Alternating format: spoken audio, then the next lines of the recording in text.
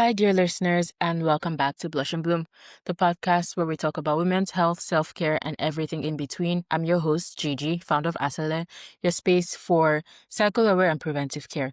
I'm really glad you're here with me on this journey to unpack women's health and highlight the incredible things being built in this space. So let's get into today's episode. Hey. Hi, Angeley. Thank you so much for joining me on the Blush and Bloom podcast. So for people who are meeting you for the very first time, how do you introduce yourself and the work that you do? So first of all, it's really nice to be here. So for all the listeners, my name is Angeley Mullins. I am the founder and CEO of Aetheris Ventures. It is a go-to-market advisory firm, also does angel investing, and on top of that, mentorship and leadership for executives and CEOs. I am a previous Chief Growth Officer, Chief Commercial Officer, Chief Marketing Officer, all the chiefs. And I scaled 3 big tech companies, 3 scale-ups, 1 unicorn, 1 IPO. So I've seen everything.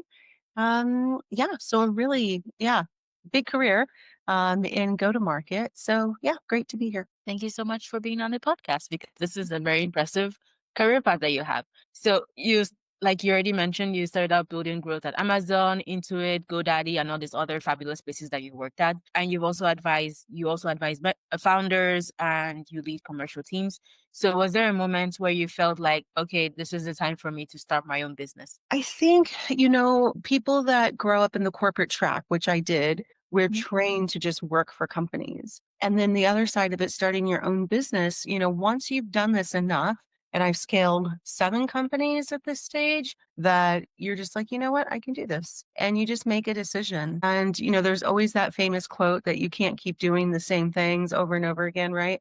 And expecting different results. So I think it's always very scary, right? You have to get out of your comfort zone, especially to start your own business, to become a founder, to go out into the wide, world and put yourself out there. But it's absolutely worth it. Awesome. Thank you so much for sharing that.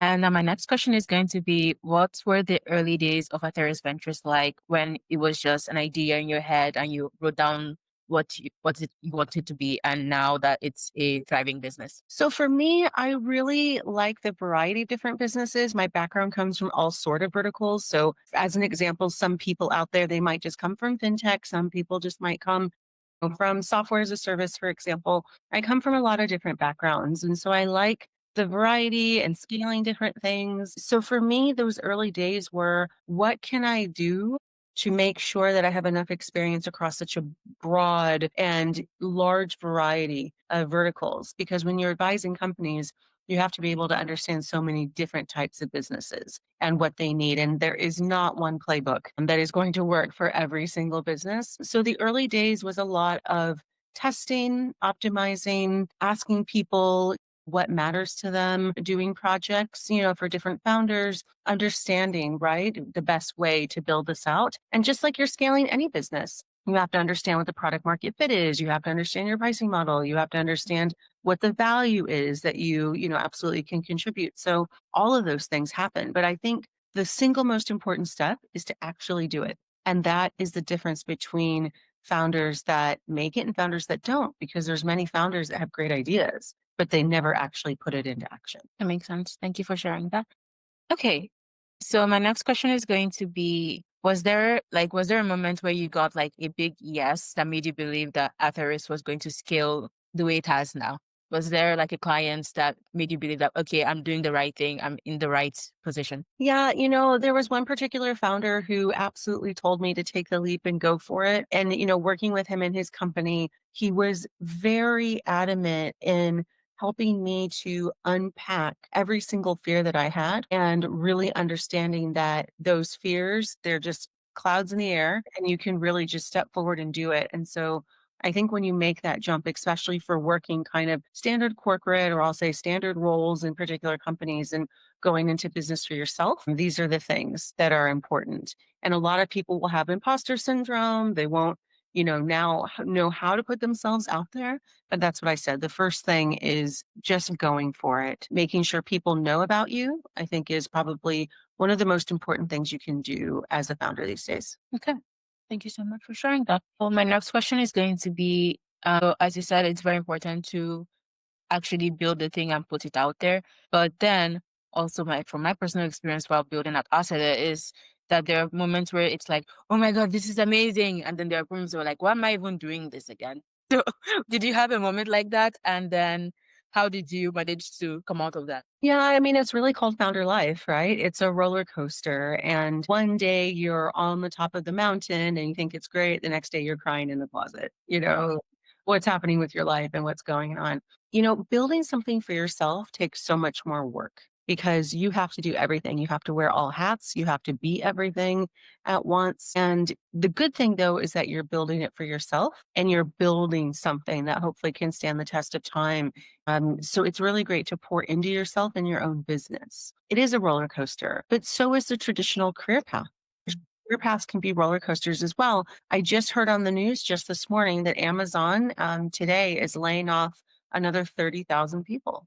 Mhm. 30,000. That is a lot of people. So if anyone thinks that like a traditional corporate career is going to be, the safe and cozy spot, think again. Yeah, I think it's almost maybe it's a me problem because at this point I think I'm almost desensitized to this news because it's initially like I think after the pandemic, it was people are getting laid off after the pandemic and then they're getting replaced with AI and now it's like 10,000 people from Microsoft, 20,000 people from Amazon, these people from Google and now it's like okay, I don't know, maybe it's just me being desensitized to the news because it's like I know that these are people, actual people with families and stuff, but it's like the whole layoff thing is just exhausting to think about at this point. The Anthropic CEO came out he was on CNN with Anderson Cooper, and this is a few months back now. And he was basically warning. He said the AI job apocalypse is here. And of course, a lot of people are shouting from the rooftops, and people think that, others are crying wolf and it's not real. But then you hear all these stories, these numbers add up. If you just go into YouTube and you search for him, you will find his video. And he says that by 2030, 50%, there'll be a 50% unemployment rate. Mhm. It's insane. And I don't think any of us in our generations have seen something like that. I mean, you're talking, depression level era and beyond numbers.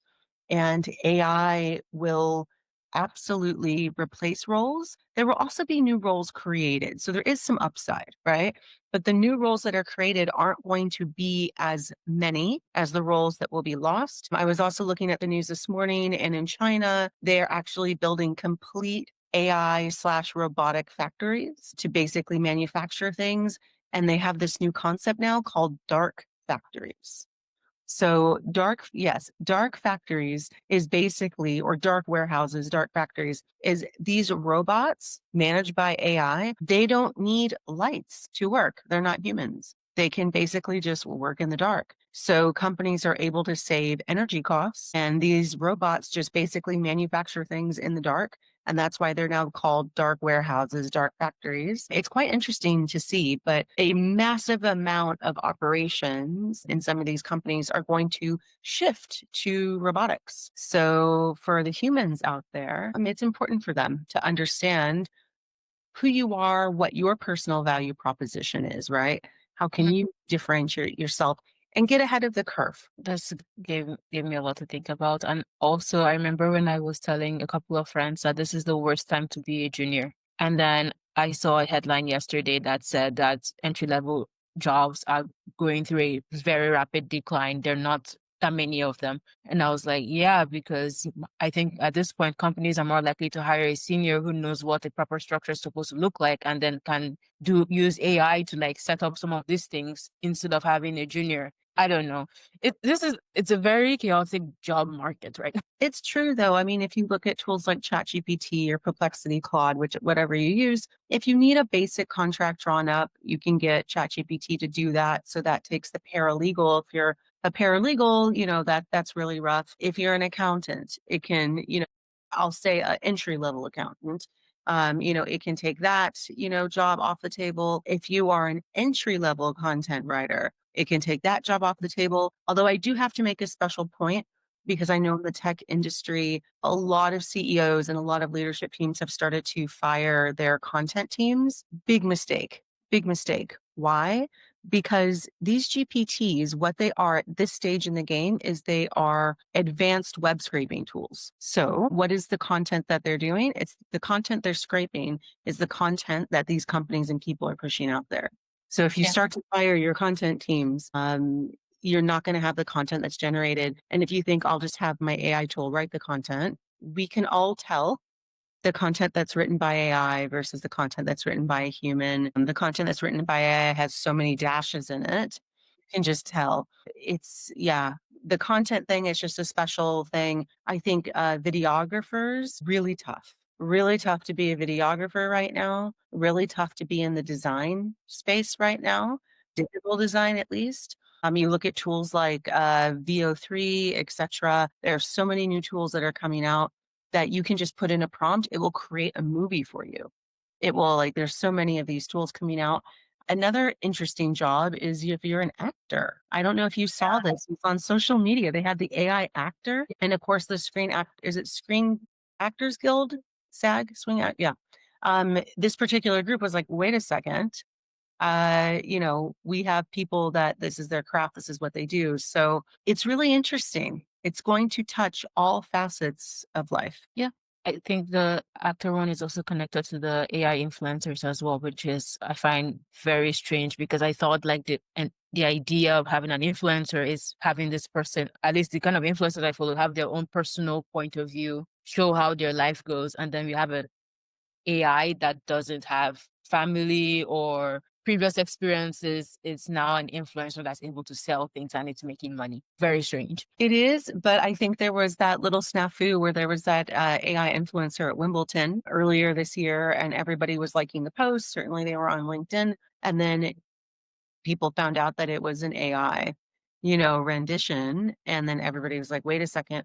But I think the point is that people were hooked. They got taken in. So I think to your point, what is the value that a traditional influencer brings? Is it just to sell something? Or do we follow them to see their life? So I think these are all questions, right? That we're going to have to start asking ourselves. But like I said, AI is touching so many facets of life. Now with these low code and no code softwares, Canva just introduced last week, Canva Mhm. Code, where you can basically, yeah, they did Canva Code, where you can basically put in a prompt and it will give you the code on the design. So let me see if I can find it quickly. I knew they were launching something, but I just like removed the Generator with Canva Code. So I'll just put it here into the chat. And there you go. Canva is like becoming something else very But that's fast. what I'm saying. Like everybody's trying to get on the AI bandwagon and all of these companies, because I think what they understand now is if the cost of producing a product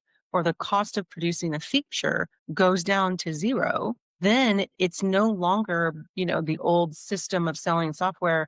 My features are better than your features. You have to have something more. Mm. So if you can go onto a Lovable and you can just create a product, then what's the value of these products? So Yeah. it could be a new world, but it's called the AI code generator from Canva.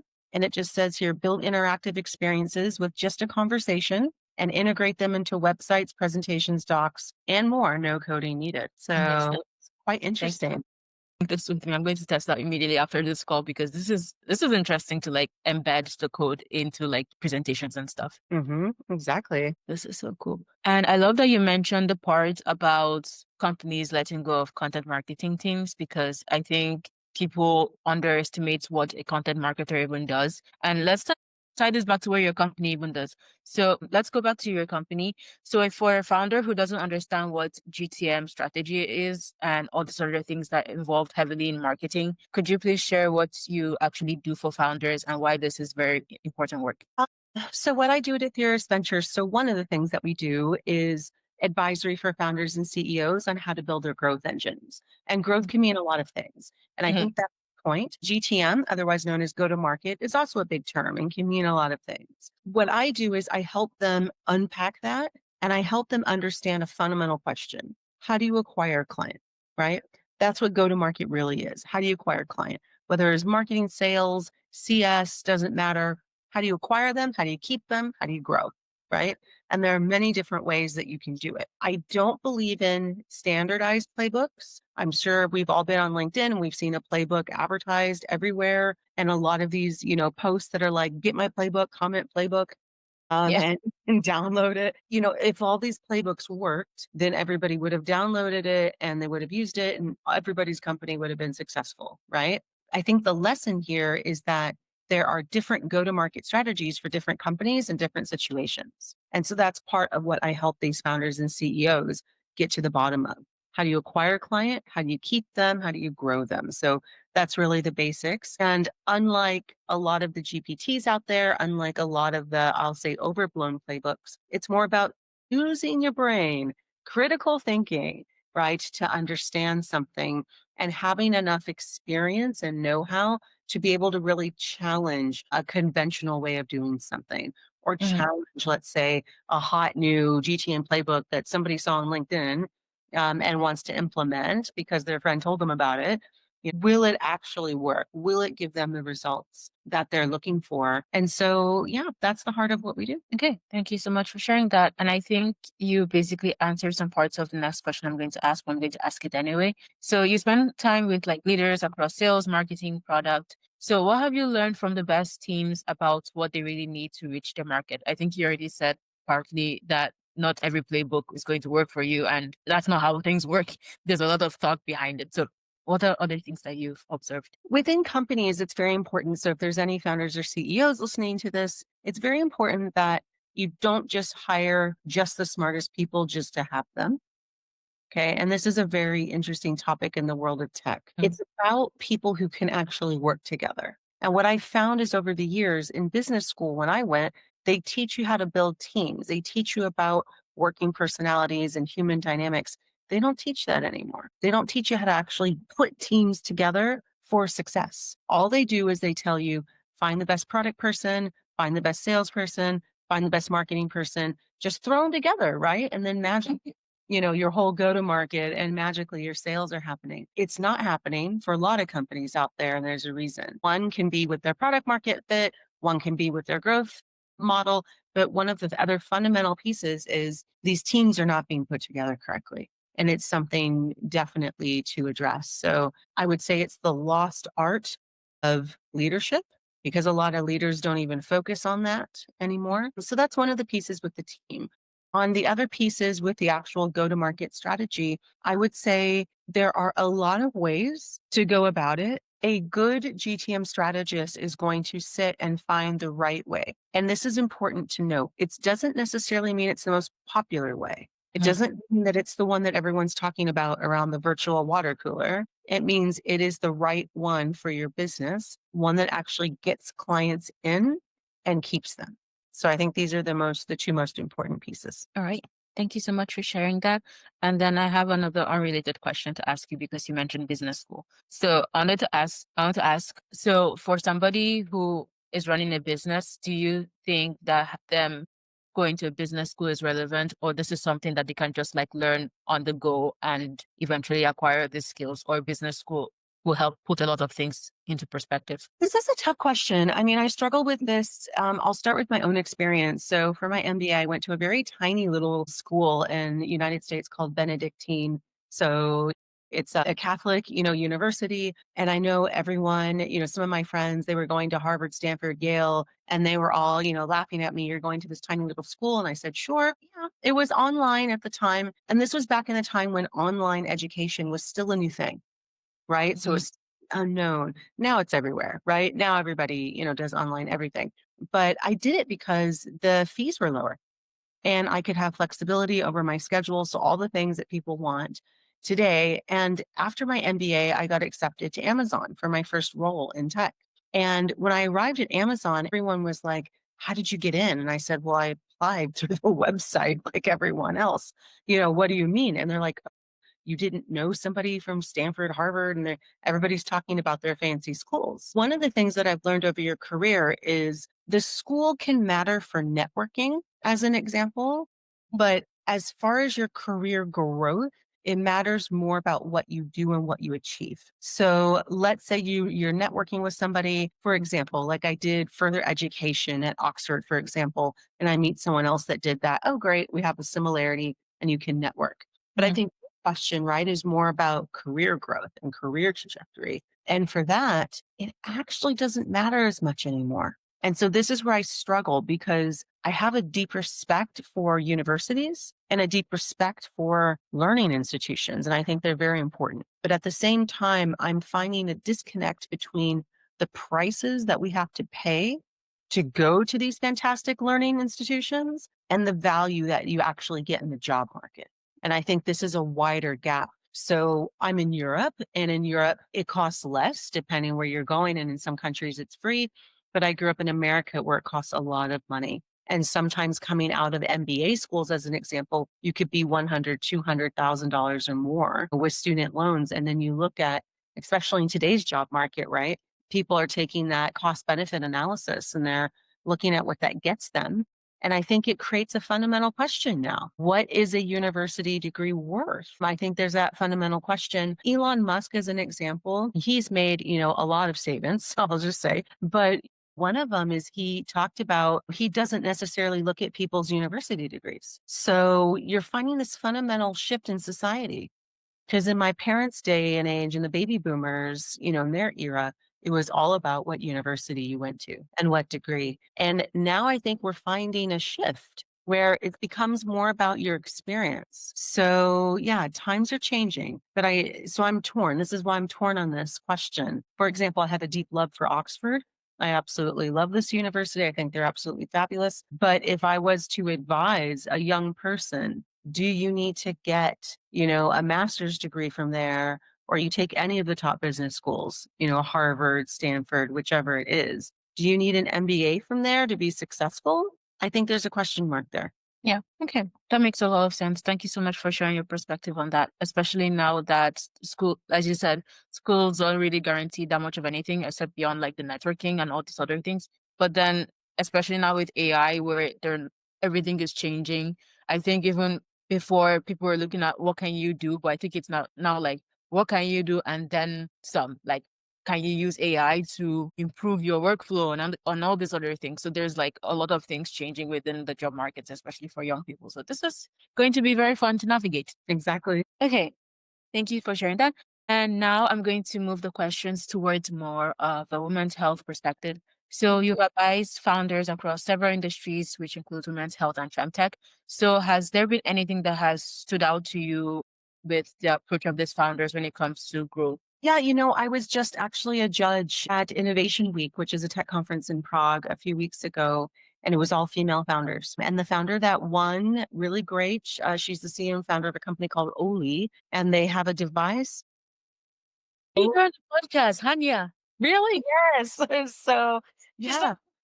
Yeah, so she won the pitch competition. And so, as you probably know, then she has a device that helps women after their cesarean sections. Yeah, for starters. So, yeah, absolutely amazing. So, congrats to her. Also in Berlin, I was just a judge for Grace Entrepreneurs. So, female entrepreneurs. And her name is Precious. See, she's the CEO and founder of Viva AI. And she is looking at AI to analyze skin. So people that have melanin in their skin. So basically, for all the listeners, people have brown skin.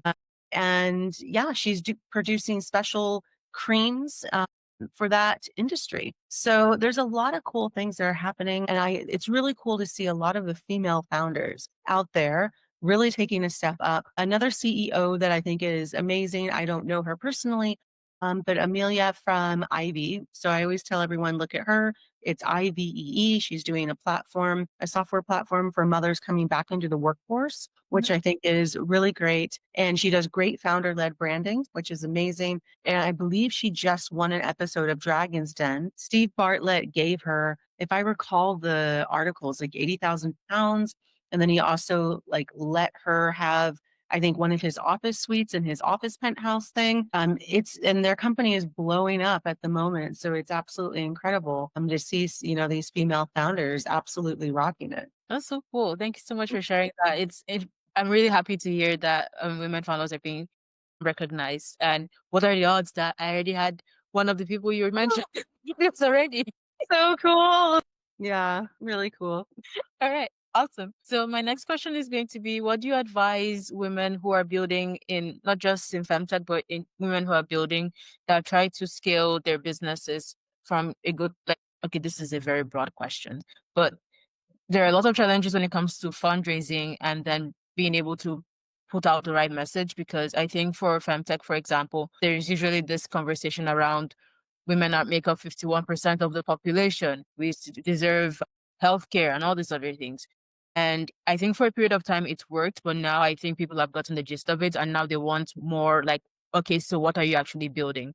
So as a somebody who supports founders through this kind of messaging, what advice would you give to founders? Be very authentic. Go out there with your authentic story, not just about your company and your product. Talk about what it's like for you to build. Talk about your conversations with investors. Talk about your story. So I think this is the most important thing. Why? Founder led branding will become one of the single most important differentiators over the next 5 years, especially in the age of AI. So just like we talked about at the beginning of our conversation with products and features, when the price of product and features goes to zero, what are they worth? Think about all of the AI generated content that's out there.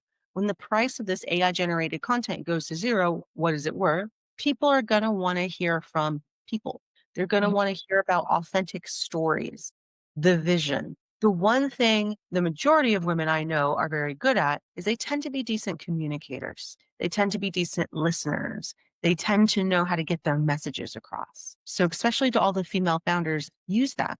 Get out there, start talking. Just like this founder, Amelia from Ivy, this is one of the things she does. She does day in the life of a founder, going to investor meetings, what it's like to grow her company. People love it. They want to follow you on your journey. So talk about it. All right, awesome. And what advice to somebody, well, technically me, who is a private person, but then as a founder, you have to put yourself out there. So what advice would you have for somebody who would prefer not to, but they know they have to? Get out of your comfort zone because you will never know the kind of opportunities that will come to you once you do. I always go back to the first rule of sales. If you do not ask for the sale, the answer will always be no. So if you don't put yourself out there, how do people know you exist? And as a founder, guess what your number one job is? Exactly, is sales. And that's really interesting because I'm in Germany and a lot of founders think that their number one job is product. And it's absolutely not true. Your number one job is to sell. Sell yourself, sell your company, sell your vision, sell people to get into your company to work for you, sell to your investors to invest in you. Sales is your number one job. All right. Thank you for sharing that. And I will take this advice and step out of my comfort zone. I have been trying to post a bit more, but I also understand that ChatGPT doesn't have the perspective I have to give. So it's been like, do I want to share this? Do I not want to share this? I'll have to share it. Well, Quickly. So ChatGPT, I'm sure you saw, they just launched their own browser. yes. So now I think it was Google shares went down by a massive percent when they just did this. The interesting thing is ChatGPT still acts as a web scraper. Yes. So it will pick out the content. So let's say a potential client goes into ChatGPT and they say, what is the best software for this? Or what's the best tool for that? Guess what it's doing? It's scraping the web. So put your stuff out there. This is why it's so important. All right. So much work to do. So much. So, okay. Thank you so much for the advice. I will take it and continue sharing. Okay. So, my next question is sort of related to this. So, how do you think AI and data can help close some of the gaps that we are seeing in women's health innovation from your perspective so far, working with all these companies and seeing all these women? It's so interesting because I think what it will do is the first thing is that scientists and doctors will actually study women's health because they didn't before. You even look at, cardiovascular statistics. They only studied male hearts. They didn't even study female hearts. There was something, I have to actually double check this fact, but because it was on social media. So for all the listeners, just double check this. But they just came out with some kind of stat saying now that they are actually studying female reproductive systems, they're finding that the egg does not actually deteriorate as much over time. It is the male sperm that deteriorates. Yeah, I saw this. So I'm just putting the caveat. I need to double check all of that. But I've seen a lot of reports lately that have come out with that now because people are actually taking time to study female health. So there will be a lot of advances, right? Which is quite interesting. I think on the downside, which is nothing about studying female health, but just the downside of AI and kind of where it's going is it's starting to split up genes and do a lot of this genetic testing, which on one hand can be great, but on the other hand, I'm seeing ads now for people, choose what your baby will look like. color of the hair and the eyes and all this, like you're shopping in the store. So I think that there's just some more ethical questions that need to happen. But on the good side, what I'm hoping for is that it will cure a lot of diseases and solve, a lot of issues. All right. Awesome. We'll see. Okay. So my next question, I think you already touched a little bit. You already touched on this a bit, but I'm just going to ask it anyway. So you've mentioned about how AI cannot replace human experiences, and it's important to indicate these in the kind of content that's being put out and showing that human perspective. From a let's say from a go-to-market's point of view, where should humans automate, and where should a person be in full control of this? Like, should maybe a person lead strategy and then AI for implementation? Or what do you think? I always say start with the critical thinking factor. As a human, you need to actually think through the problem Mhm. and then use AI to gut check or further investigate. What I see people doing now is they're using AI to think for them. That's a problem. Example I always give is look at Google Maps. I grew up in the day when Google Maps didn't exist. I actually had to know where I was going. That tree, that landmark, that street, no north from south. Nowadays, I have my Google Maps and I can't walk like 2 blocks down the street without turn right, turn left, do this. But the same dependency is now happening with AI tools. This is a problem. Think about the generation that is just growing up now just with AI. They know nothing else. How do they learn how to critically think? How do they learn or know when AI is hallucinating? How do they understand how to gut check the results that are being told to them? So I think this is the biggest thing that you can do. Think through the problem for yourself, use your brain, and then use AI to gut check or to further investigate. But a lot of people are not doing that. Exactly. A lot of people, they're not doing that. They're just saying, hey, come up with this plan, do this thing. That's great. But what's going to happen is, and I think you've already seen the reports, this is accurate. It is out there that your brain cells do go down, right? Your brain activity goes down when you use a lot of these AI tools. Mhm. There have been studies, and I think everyone has seen them at this stage. So it's really important to maintain your critical thinking because over the next 5 years, AI tools will increase, not decrease. Our reliance on AI will increase, not decrease. So this is the main skill. I have a lot of people who ask me, what's the hottest skill? And they think I'm going to tell them some AI tool. And I'm like, actually, it's none of those tools because this next revolution in AI, everything's going to be made so easy for us. Just like these low code, no code tools, you don't even need to know how to code. You just tell it what you want and it will do it for you. Critical thinking, like I said, will become the absolute number one skill. I was just like thinking from the critical thinking point of view, where it's like for somebody to be able to piece things, like I was drafting a blog post with ChatGPT today, and then it was around like content metrics. So when it generated the first draft, I was like, no, this is missing a couple of things. And I was able to look at it and know like, okay, no, this is wrong, change this, because I have experience where I'm coming from the company I was working with, to be able to understand that metrics will look different from a company that's prioritizing brand awareness to maybe a company that's looking towards rebranding and pivoting to something else, to a company that's only looking for revenue generation and they need lots of leads. So I was able to like reframe the entire piece because I had experience to piggyback from. But then I'm looking at it from this perspective where like somebody who doesn't have this experience won't know that this could be better. Now that we're in a situation where like the younger people are having it difficult, I'm saying the younger people as if I'm not one of them, but like, it's difficult to get a job right now. So how can people be able to like have these experiences for them to be able to connect those dots in the first place, to be able to prompt AI better if they don't even have those experiences? And now that's a very good question. So, this is going to sound counterintuitive, but you need to limit the amount of time that you use your AI tools. How do you learn anything? It's by doing. So you're going to have to actually do it yourself because that's how most people are learning. And then gut check that against what the AI is telling you as well. But you cannot master any skill or any topic without doing the proper work and study that it takes. That is the definition of mastery. So in order to do that, you can't rely on your AI tools as much. So this is why there needs to be a balance. And it's different for my generation because I grew up before AI. I had all these years to master my craft. People who are younger and they're in Gen Z, or what's the generation that comes after Gen Z? Alpha. Alphas. In these generations, they're growing up with AI. They don't have all those years of mastering their craft. So, especially for these generations, super important to limit. I'm not saying AI is bad, but I'm saying limit the amount of time that you use it to give your brain and yourself a chance to grow and flourish. As a Gen Z, I'm just going to hide my face. Okay.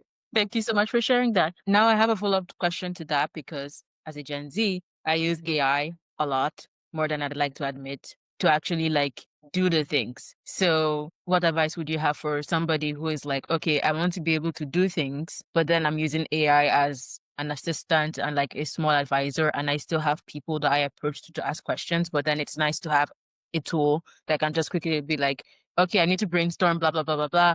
Give me some ideas because I don't fancy what I'm reading here. How about we do it this way? So what do you think? It's really tough because I think over the series of a person's career, you're going to have many pivots in a career, right? But what I would say is for anyone that's in Gen Z or Alpha, try to focus on the top three things that you want to either be known for or you want to master for your career. Then take the extra time without AI to try to go in and learn about it, right? And to do it and to practice it and to become a master at it. You can't master everything, but if you try to master a few things, I think that will set you up for a decent career. Then you can use AI for everything else that you don't want to focus on, right? But let's just say, for example, if you want to become a mathematician, but you use AI to do all your math for you, very difficult for you to master it. Same thing. So for, the majority of careers out there. So again, if there's something that you're really passionate about, then your passion needs to come through, and it can only come through when you're doing it, not using an AI tool and relying on it. So the difference is AI tools are supposed to help support and assist us, but the moment that we let it take over to do the critical thinking for us, that's when we are losing something, right? And I think a lot of people are taking this convenience that AI tools are giving us, and they're taking this convenience, but they're not understanding the long term, consequences for themselves and their own careers. And like you said at the beginning of our conversation, a lot of these entry level roles are suffering. They're not existing. They're harder to get. So this is why for Gen Z and Alpha, it's even more important to become masters at your craft. Thank you so much for sharing that. Okay. So we are running out of time. So I am going to ask a few more questions and then we will wrap up. So my next question is going to be, was there a book that shapes the way you think? I always say The Alchemist, an absolutely stunning book. It has nothing to do with business and everything to do with a life and your self journey. I think that the best leaders are actually the ones that understand themselves. The reason I don't tell people to buy the latest business book is because those books change every year and the business tactics change every year. So that is actually not going to be the most helpful thing. Understanding yourself and your journey and how you relate to others, how others relate to you, and how to lead others, especially if you want to be a founder, CEO, or a higher level leader. This kind of book, The Alchemist, is actually, I think, one of the best books that you can read. I think if I go to my Twitter, there's probably still a quote from The Alchemist on the banner. Probably. Right? Yes. I can't remember what it is, but it's something along the lines of if you talk to the universe, it's something about like, I don't know. I can't. I don't know why I don't remember it because I picked it for that particular reason after reading the book, and now I don't remember what it says. But I know it's probably still there. When you want something, all the universe conspires in helping you to achieve it. It's true. It really is true. It's still there. I just left it there because of. Okay.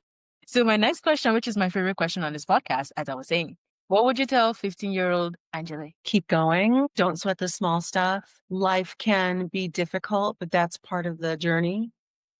And never give up. Also, remember to have fun every now and again.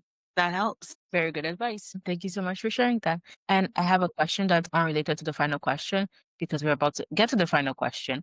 So this question is, I said question like 5 times. What is the idea?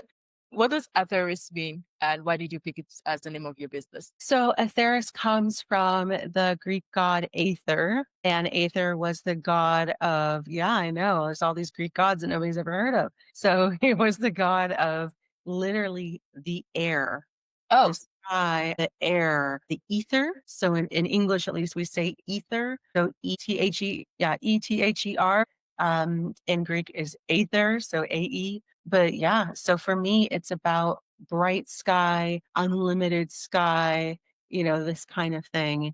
And part of what I do is to help, like I said, founders and CEOs, grow their businesses. And all of that is about unlimited potential, pure light. that's very impressive. Okay. And now my final question is for people who want to learn more about you and Aetheris, where can they find all the details? So you can always find me on LinkedIn, Angeley Mullins. You can also look at Aetheris Ventures. So I will type it in here, and you can, of course, drop Yeah. it with, the podcast. So it's either angeleymullins.org or aetherisventures.org. There's also a link on my LinkedIn. You can see the website as well, and you can always feel free to ping me. Awesome.